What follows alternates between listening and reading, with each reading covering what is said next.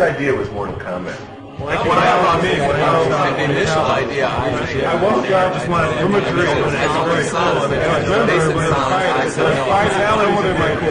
to My name is David Mikic, and I'm a graphic artist. My name is Dan Ford, and I do sounds and music. And tell people. My name is Ed Boone. I'm co-designer and programmer. My name's Tony Goski, and I do backgrounds and special effects. John Vogel, backgrounds and special effects. John Tobias, and co-designer and lead artist. Steve Moran, and I'm a video artist. Our motto in Williams is always that reality's boring. Nobody wants to pay for reality. We take everything beyond reality to the point where it's, the only way to do this is through our video game. It's the perfect blending of everything. I mean, the game is fun to play. It's got good graphics, and it's got a decent backstory to it.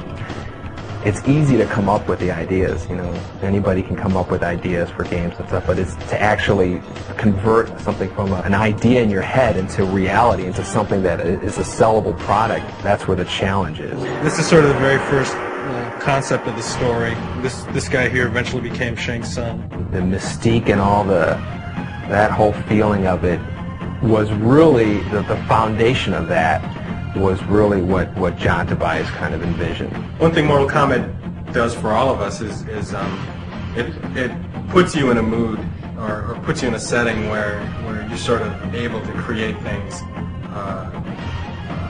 that are surreal.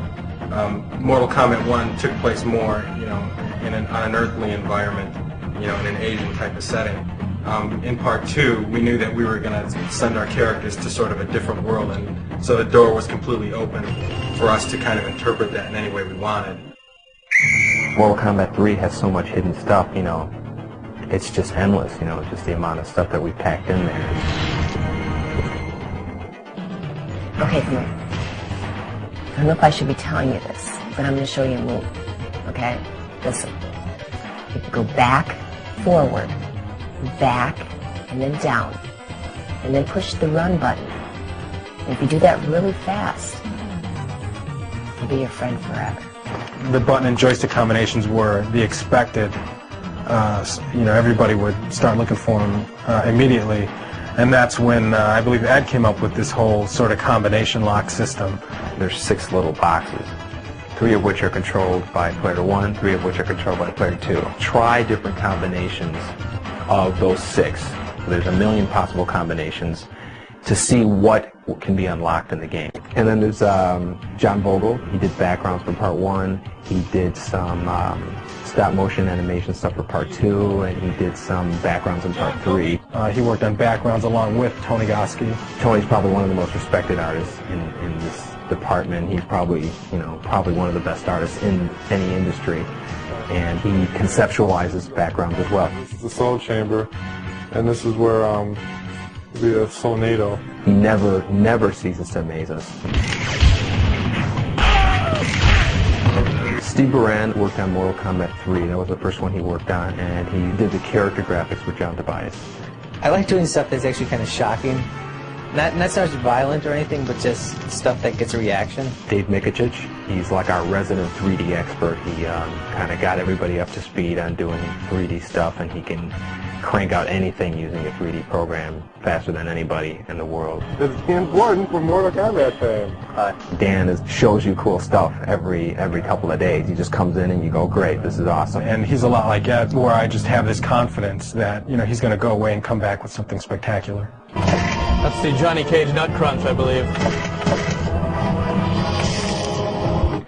Didn't someone make a candy bar, Johnny Cage Nut Crunch bar?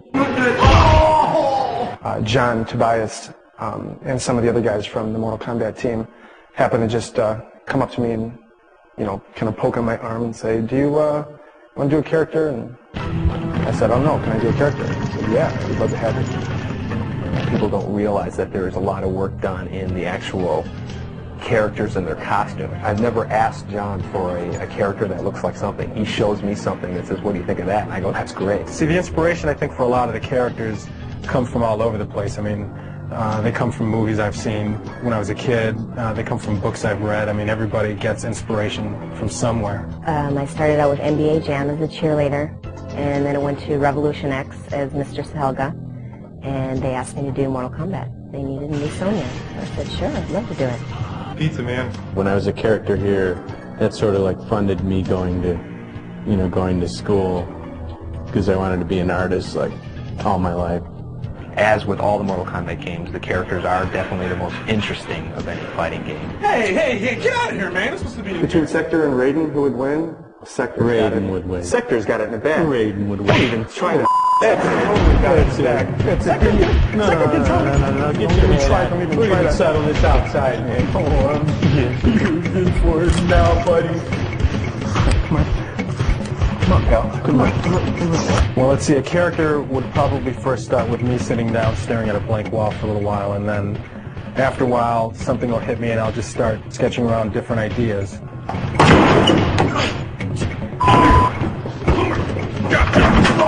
We went months and months not having names for these characters, and then we'd have these powwow sessions where everybody would kind of throw out names. Shang-Ti-Sung. Look at that Saibot. Ignore Shang-Ti-Sung. Combinations for Shang-Ti-Sung. The name is a military prototype. And the other one was just like a security guard at a mall that didn't work out right. Saibot X11. There goes X11. See, anything with X is cool. I like X11. There it goes. Saibot.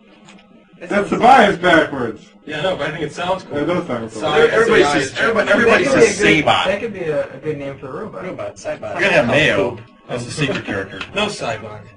Oh man, why? Defcon is overused. Where? Everywhere. No. I've heard that so many times. Yeah, every time you watch war games. Yeah, well, you know what's going to happen? We're going to come up with all the names, we're all going to like them, and Ed's going to hate every one of them. 95% of them, somebody would say a name, and then there'd be one of us, of the 5 or 6 of us, who would just, have a heart attack just because they hated it so much. And then we're like, okay, I guess that's a no.